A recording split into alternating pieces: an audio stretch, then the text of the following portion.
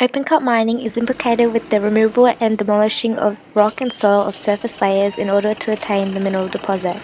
This creates an open pit or borrow. The mineral deposit is then penetrated and ruptured with the purpose of retrieving minerals. Once coal prices had escalated, the mining company Rio Tinto was eager to expand the open-cut mine in the Upper Hunter. Rio Tinto supplies minerals and metals as well as industrial metals, which are then converted into commodity that supplies an increase in the economy and higher quality of living. Mining provides independence and wealth nationally and globally, as well as jobs for local communities. Mining in Australia supports the economic increase as it supplies employment, income, communication access, housing affordability, and education. There are concerns with the expansion of the open-cut mine in the Upper Hunter region. These concerns include an increase of negative impacts on the environment, which include air pollution, wastewater, and the decrease in biodiversity.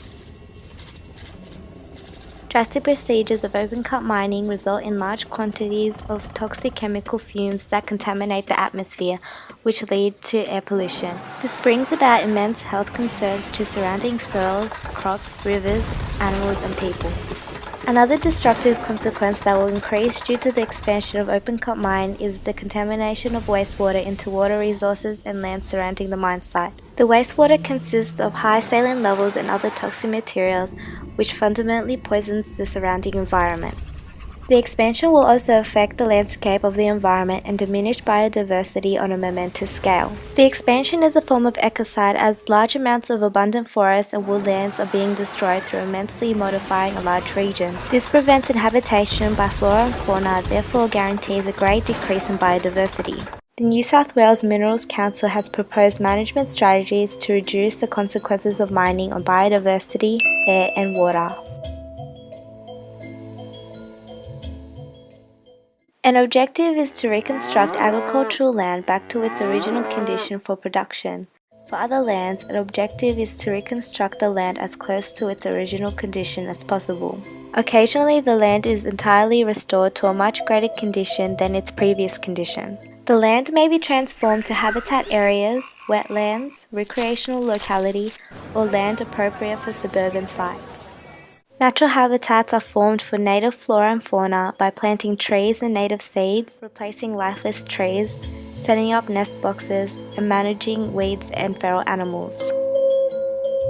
As for air pollution, the New South Wales Minerals Council have installed and operated the Upper Hunter Air Quality Monitoring Network. It has 14 monitoring locations throughout the Upper Hunter. The New South Wales Environment Protection Authority operates the monitoring sites independently.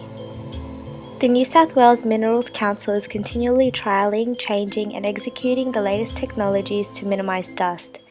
An example of this is the use of aerial seeding to bind soil on overburdened stockpiles. Water discharges and runoffs are controlled in accordance with environment protection licenses to guarantee that impacts are kept to a minimum. Continual monitoring ensures impacts are reduced, measured and assessed. The Hunter River Salinity Trading Scheme is an example of a system in order to reduce the impact of water runoffs and discharges of saline water into the Hunter River from power stations and mines. The New South Wales Minerals Council has also proposed to recycle a great percentage of water on site. Some mines recycle and reuse up to 80% of their water. Henceforth, the expansion of the open-cut mine in the Upper Hunter region will result in the increase of negative impacts on the environment such as air pollution, wastewater, and decrease in biodiversity. But there are management strategies proposed by the New South Wales Minerals Council to reduce the consequences of mining on biodiversity, air and water.